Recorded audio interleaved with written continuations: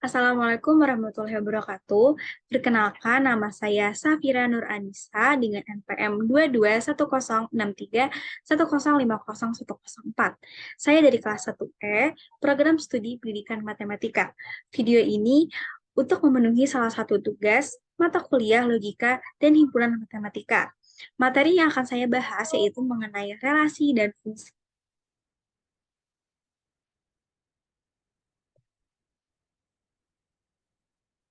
Oke, pertama-tama saya akan menjelaskan mengenai definisi dari relasi dan fungsi. Definisi relasi yaitu relasi menyatakan hubungan antara suatu anggota himpunan dengan anggota himpunan lainnya dari daerah asal atau bisa kita sebut domain dan daerah kawan yang disebut juga kodomain. Himpunan A dan himpunan B dikatakan memiliki relasi jika ada anggota himpunan yang saling berpasangan. Selanjutnya ada definisi fungsi. Fungsi atau pemetaan merupakan relasi dari himpunan A ke himpunan B jika setiap anggota himpunan A berpasangan tepat satu dengan anggota himpunan B. Semua anggota himpunan A atau daerah asal disebut domain, sedangkan semua anggota himpunan B atau daerah kawan disebut kodomain. Hasil dari pemetaan antara domain dan kodomain disebut rank fungsi atau daerah hasil. Oke, di sini saya highlight untuk setiap fungsi sudah bisa dipastikan merupakan relasi juga. Namun, setiap relasi belum tentu fungsi.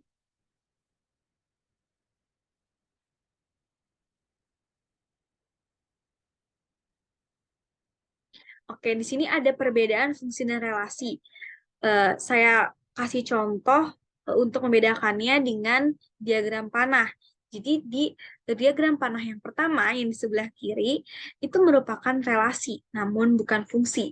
Karena untuk sebuah fungsi daerah domain atau daerah asal tidak boleh bercabang atau tidak boleh mempunyai dua hasil. Seperti ini ada di daerah asal itu di angka 3 memiliki cabang ke B dan D. Ini merupakan relasi namun bukan fungsi ya teman-teman. Selanjutnya ada diagram yang kedua, itu merupakan relasi dan juga merupakan fungsi karena memenuhi syarat-syarat fungsi gitu. Jadi eh, untuk teman-teman tahu semua ini bisa kita sebut relasi. Namun untuk kita sebut fungsi itu memiliki syarat. Tuh. Oke, cara menyatakan oke, cara menyatakan relasi. Nah, eh, ada banyak cara untuk kita menyatakan relasi gitu. Jadi yang pertama dengan menggunakan diagram panah. Jadi diagram panah merupakan cara yang paling mudah untuk menyatakan suatu relasi. Diagram ini membentuk pola dari suatu relasi ke dalam bentuk gambar arah panah yang menyatakan hubungan antara anggota himpunan A dengan anggota himpunan B. Oke, kita ambil contoh. Ada himpunan P dan himpunan Q. Himpunan P itu merupakan domain atau daerah asal. Terdapat 4 elemen, yaitu ada 2, 3, 4, dan 5. Sedangkan himpunan Q atau kodomain ada 4, 7, 8, 9, dan 10. Oke, relasinya itu P faktor dari Q. Maka ada 2 merupakan faktor dari 4, 2 merupakan faktor dari 8, 2 merupakan faktor dari 10. Kemudian ada 3, 3 merupakan faktor dari 9, 4 merupakan faktor dari 4 dan faktor dari 8, dan 5 merupakan faktor dari angka 10. Oke, ini tuh merupakan relasi ya teman-teman. Jadi ini bukan fungsi karena angka 2 dan angka 4 memiliki cabang. Oke, cara menyatakan relasi yang kedua, ada himpunan pasangan berurutan. Jadi caranya dengan memasangkan himpunan P dengan himpunan Q secara berurutan. Pasangan diletakkan di dalam kurung dan dipisahkan oleh koma. Jadi contoh, seperti contoh tadi, ada himpunan P, yaitu 2, 3, 4, 5, yaitu domainnya. Himpunan Q, 4, 7, 8, 9, 10, merupakan kodomain. Maka relasinya P faktor dari Q. Jadi bisa kita tulis himpunan pasangan berurutannya dengan tanda kurung kurawal, tanda kurung 2,4, buka kurung 2,8 tutup kurung, 2,10 tutup kurung, buka kurung 3,9 tutup kurung. Kemudian selanjutnya seperti ini ya teman-teman. Bisa dilihat seperti ini gitu pasangannya. Jadi 2 ini himpunan P-nya dan 4 ini himpunan Q-nya, yaitu daerah hasil.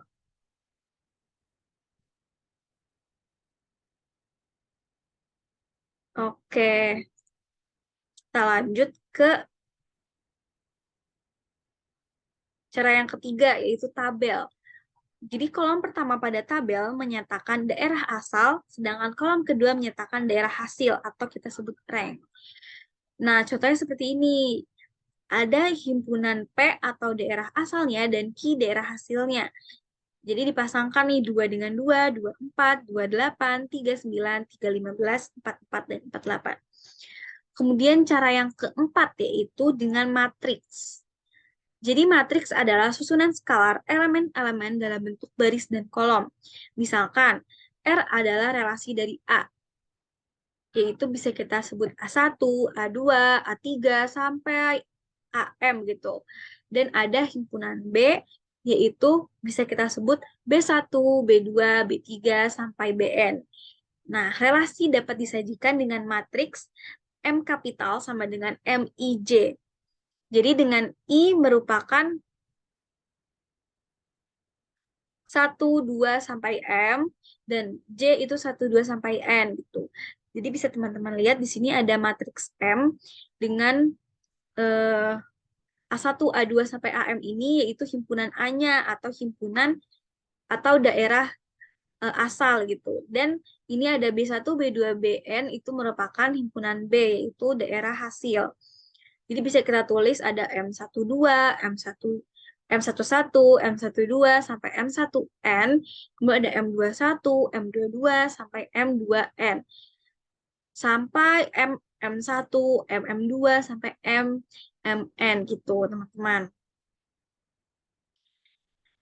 Nah, jadi ini bisa kita tulis juga ya, misalnya nanti ada A11 ketemu dengan B12, kita bisa nulis M11,12 gitu. Jadi ini tuh bisa kita pisahkan dengan koma ya teman-teman di sini ya. Oke, kita lanjut ke cara yang kelima, itu cara terakhir yaitu graf berarah. Graf itu terdiri dari kumpulan titik yang dihubungkan oleh sisi atau garis. Nah, bisa teman-teman lihat ini contoh grafnya, graf berarah. Jadi relasi pada sebuah himpunan dapat disajikan secara grafis dengan graf berarah atau bisa kita sebut directed graph atau digraph. Misalkan nih ada relasi R dengan A, B, BC, BD, CC, CA, CD, dan DB dengan relasi pada himpunan A, B, C, D. Relasi R dapat disajikan dalam bentuk graf berarah, yaitu ini contoh ini. Kan tadi ada relasi R-nya A, B. Jadi kita lihat nih arahnya dari titik A ke titik B kan arahnya gitu panahnya. Jadi A, B, kemudian BC, BC, terus BD, kemudian CC. Kalau ada yang sebalik seperti ini berarti C ke C lagi gitu. Terus ada CA, CD, dan DB. Jadi ini mungkin bisa lebih mudah ya karena ada arahnya gitu. Oke, ya kita lanjut ke jenis-jenis relasi. Jenis-jenis relasi juga ada banyak, teman-teman. Jadi ada yang pertama, relasi inversi, relasi refleksif, relasi simetris, relasi antisimetris, relasi transitif, dan ekuivalen. Nah, jadi kita bahas dulu nih yang pertama, ada relasi inversi. Merupakan jadi kita misalkan R merupakan relasi dari himpunan A ke himpunan B. Inversi dari relasi R yang dinyatakan dengan relasi dari B ke A yang mengandung semua pasangan terurut yang bila dipertukarkan masih termasuk dalam R atau dapat diartikan sebagai kebalikannya. bisa kita tulis dengan notasi himpunan R pangkat min 1 atau inversi dari relasi R1 atau inversi dari relasi R gitu. Jadi bisa kita tulis B, A, B merupakan elemen dari relasi. Contoh contoh ada himpunan A yaitu 1, 2, 3, himpunan B X, Y. Jadi relasinya itu bisa kita tulis S, 1, X, 1, Y, 3X, yaitu relasi dari A ke B. Nah, kemudian relasi inversinya yaitu kita tulis R pangkat min 1, atau kita sebut relasi invers dari R, itu kita balik gitu domain sama rangnya. Jadi X,1, Y,1, X,3 yang merupakan relasi invers dari B ke A. Jadi relasi inversi ini hanya dibalik aja gitu. Yang dari A ke B, kemudian dari B ke A. Oke, yang kedua, jenis yang kedua, yaitu relasi refleksif.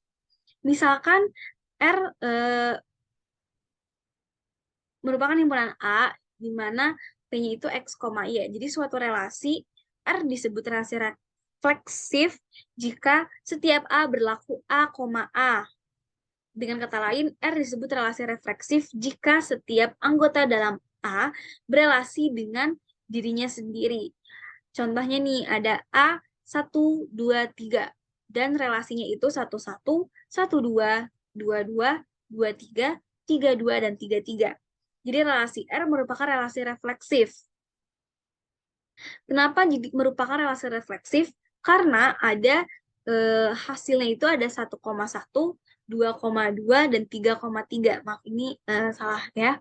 Harusnya 3,3. Oke, selanjutnya ada jenis relasi yang ketiga, yaitu relasi simetris.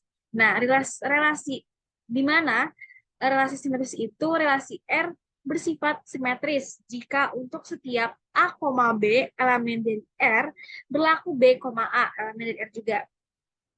Contoh nih, ada himpunan K yaitu 1, 2, 3, dan 4. Kemudian relasi R-nya yaitu 1,3, 2,4, 2,3, 3,1, 3,2, 4,2. Relasi R ini merupakan relasi simetris. Relasi R di mana K merupakan relasi simetris karena ada hasilnya itu ada 1,3 dan 3,1. Jadi kayak ditukar gitu loh teman-teman. Jadi hasilnya itu ada 1,3 dan 3,1. Kemudian ada 2,4 dan 4,2. Ada juga 2,3 dan 3,2. Jadi itu bisa dibilang simetris jika ada pasangannya gitu, kebalikannya. Nah, untuk yang jenis relasi yang keempat, ada relasi antisimetris. Di mana relasi R di A dikatakan antisimetris jika untuk setiap A, B dan B, A berlaku A sama dengan B. Jadi contohnya nih, ada relasi A yaitu 1, 2, dan 3. Dan bentuk relasinya ada 1,1, 1,2, 2,2, 2,3, dan 3,3. Nah, ini tuh relasi R ini merupakan relasi antisimetris. Kenapa dibilang antisimetris? Karena ada hasil relasinya ada 1,1, 1,2, 2,2, 2,3, dan 3,3. Gitu teman-teman. Jadi ada 1,1. Jadi nggak simetris gitu. Karena ini antisimetris. Jadi nggak semuanya ada pasangan 3,1 dan 1,3-nya kayak gini. Kayak gini gitu. Oke, kita lanjut ya. Ke yang kelima, relasi transitif. Nah, misalkan R suatu relasi dalam himpunan A, R disebut relasi transitif jika berlaku A, B elemen R dan B, C, maka A, C. Dengan kata lain, jika A berelasi dengan B dan B berelasi dengan C, maka A berelasi dengan C juga. Contohnya ada contohnya ada himpunan A, 1, 2, dan 3. Dan R-nya itu ada 1,2, 2,1, 1,1. Kemudian ada 2,2, 3,3, 2,3, dan 1,3. Relasi R merupakan relasi transitif karena ada relasi 1,2, 2,1, maka ada 1,1. Jadi ini ada yang A, B, kemudian BC, maka ada AC. Serta ada 2,1 dan 1,3, maka 2,3. Tuh. Nah, yang terakhir ada ekuivalen. Jadi relasi R bersifat ekuivalen jika relasi tersebut termasuk refleksif, simetris, dan transitif. Oke.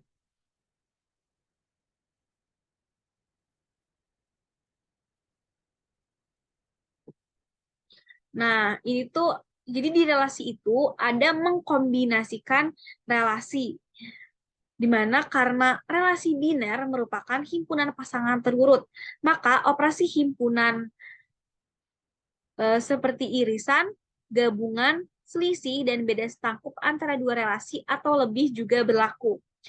Nah, contohnya nih, jika R1 dan R2 masing-masing adalah relasi dari himpunan A ke himpunan B, maka R1 gabungan R2, R1 irisan R2, R1 selisih R2, dan R1 beda setangkup dengan R2 juga adalah relasi dari A ke B. Misalkan, himpunan A ada A, B, C. Himpunan B ada A, B, C, D.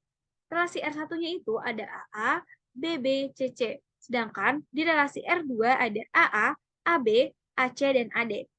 Nah, R1 irisan R2, maka ada AA. Jadi irisan itu kan yang sama ya teman-teman. Maka di sini relasi R1 dan R2 yang sama yaitu A, A. Nah, untuk R1 gabungan R2. Jadi kita gabung aja gitu teman-teman. Ada A, A, B, B, C, C. A, A-nya kita tulis satu aja seperti ini. Kemudian A, B, A, C, A, D. Nah, untuk R1 selisih R2 itu selisihnya itu jadi yang sama dengan R2 nggak kita sebut. Yang R1 dengan R2 yang sama nggak kita sebut. Jadi kita tulisnya B, B sama C, C seperti ini. Kan karena ini udah sama dikurangin sama R2. Jadi ini nggak usah kita tulis. Jadi kita tulisnya R1 yang nggak ada di R2 gitu. Kebalikannya, jika R2 selisih dengan R1, maka kita tulis relasi dari R2 ini yang nggak ada di R1. Di A, A-nya itu nggak kita tulis. Jadi kita tulisnya A, B, C, C, A, D. Seperti ini. Kemudian R1 beda setangkup dengan R2. Itu tuh kita tulis semuanya tanpa kita tulis yang irisannya, yaitu B, B, C, C, A, B, A, C, dan A, D. Seperti itu. Kita lanjut. Oke, ini kita ke fungsi ya. Tadi kita udah bahas tentang relasi, sekarang kita bahas fungsi. Nah, untuk menyatakan fungsi itu kita sama seperti menyatakan relasi. Sebenarnya ada diagram panah, ada dengan kita sebutkan pasangan berurutannya dan lain sebagainya. Nah, untuk syarat sebuah fungsi nih, bisa kita sebut fungsi, itu tuh ada syarat khususnya yang harus dipenuhi suatu relasi agar bisa dikatakan fungsi. Nah, syarat yang pertama, tidak boleh ada anggota domain yang tidak berpasangan.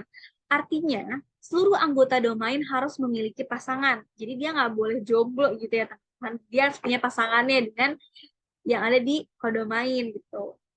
Jadi domain ini nggak boleh sendiri gitu. Nah, syarat yang kedua itu tidak boleh ada anggota domain yang berpasangan lebih dari satu atau bercabang. Tadi yang seperti saya sebutkan di awal, fungsi itu daerah domain atau daerah asalnya nggak boleh ada cabang atau dia mendua. Jadi dia tuh harus satu aja gitu pasangannya.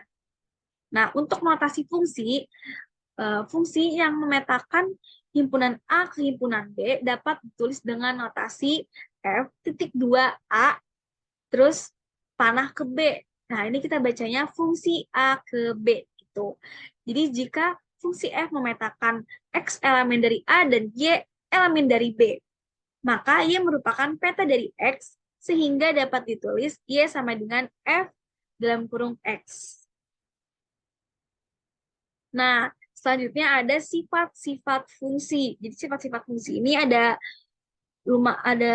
beberapa gitu. Ada fungsi injektif satu-satu atau fungsi surjektif dan fungsi bijektif gitu. Jadi sifat-sifatnya ada 3, teman-teman. Nah, sifat yang pertama itu ada fungsi injektif atau fungsi satu-satu gitu.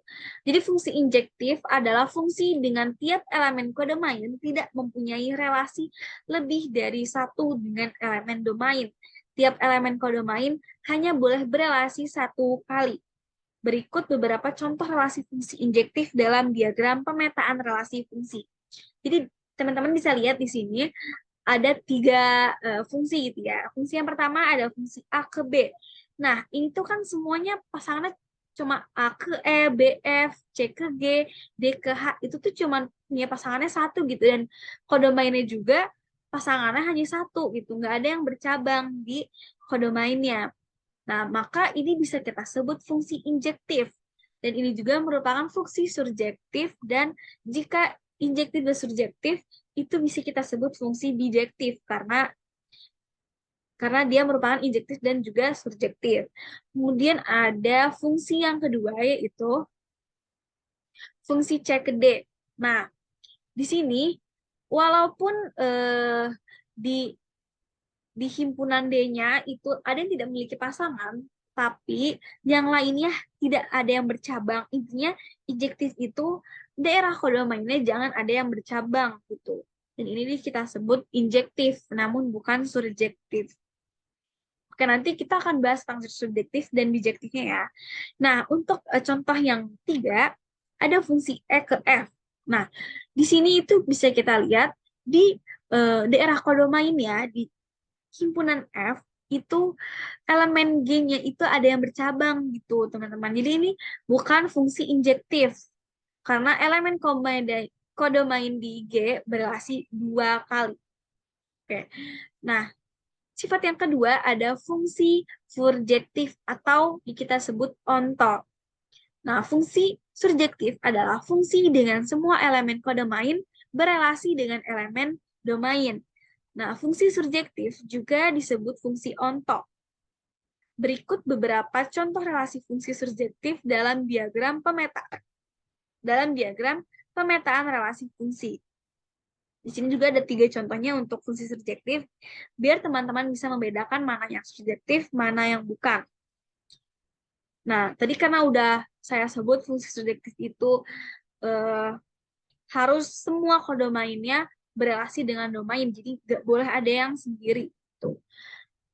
Nah, ini untuk fungsi A ke B itu ada